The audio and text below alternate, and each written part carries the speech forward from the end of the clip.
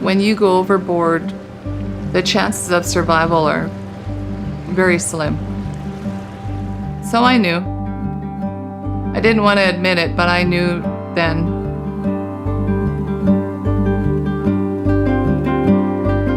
I met Troy 25 years ago in Prince Rupert. We liked to travel a lot, so we were spontaneous, and he understood me, and he was always very gentle and very kind. Life was just perfect the way it was. He didn't aspire to be a tugboat operator. He wanted to provide for the family, and at the time that was one of the only opportunities that he had. You know, when you and I are sleeping at 3:30 in the morning, the ship's coming in and these tugboaters are out pushing and pulling big container ships in and out of port. He was a part of a company, Wainwright Marine. He was always away from home. He never had any downtime. He would literally get in the door, sit down, 2 seconds later, get a text. Oh, you're leaving in 24 hours. They started putting pressure on him, and all of a sudden, he's having anxiety attacks. It should be up to the employer to deal with the strains of workers that are tired and that need to take some time. There's also regulations that manage that as well, and were they being followed? No.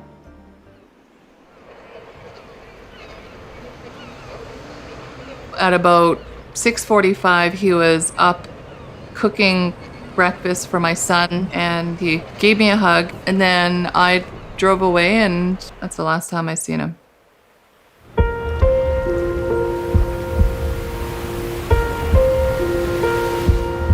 He had phoned me a few times before as they were loading the boat. I said to him, you know, what's the weather? And he said, it's not looking good. And then another guy went down the dock. He said to Troy, I've been doing this for many, many years. Do not go out in that weather. And Troy said, I'm not gonna go. You're right. There was 2 phone calls that were made. He called the office. That was confirmed. And then he got another phone call 10 minutes later from a manager at the company. And not too long after that, Troy was gone. The weather was probably the worst weather you could get in one of the most treacherous canals in the world. They may have called a mayday and may have tried to turn around and were struck by the barge from behind and taken down. Coming from a wife of a deceased mariner, that there's not a lot of clout there. So I needed someone to be able to take what our concerns are and their concerns and to work together collectively. The union, the ILWU, has come in as kind of a family that we never thought that we had.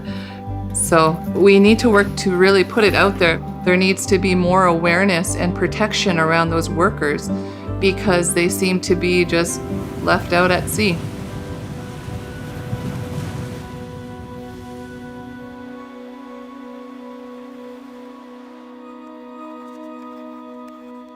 I'm convinced that Troy wouldn't have died if he was listened to by his company, if the company did not send him out with those weather conditions and with untrained people on board.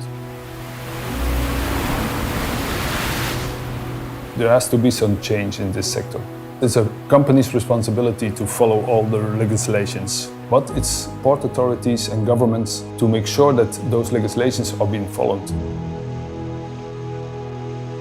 At the moment, conditions are only getting worse. The race to the bottom in this industry. This is going on now for years already, and the tug industry is really necessary because without tugs, the world trade will stop.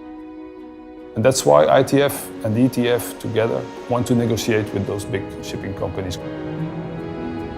We have all the same problems worldwide. Bad training, bad working conditions, no overtime payments, a lack of maintenance, a lack of safety drills, resting hours not being respected. This is why those accidents happened. And that's why ITF is so important, because they are representing so many tugboat workers worldwide. With all the different unions worldwide, we are really a close family now. We call upon governments, on port authorities, and certainly on the shipping companies to talk with us, because the working conditions of our people, that's the most important thing that we will fight for. These giants are demanding unsustainable rates for the tugboat services with no regards for the consequences. So we will continue our fight to make sure no more employees ever have to die. We will not stop until every tugboat worker has a safe working place.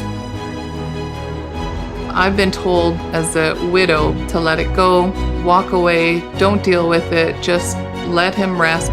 But if I and other people allow for the injustices to happen, nothing's going to get changed, and we will continue to lose lives to these injustices.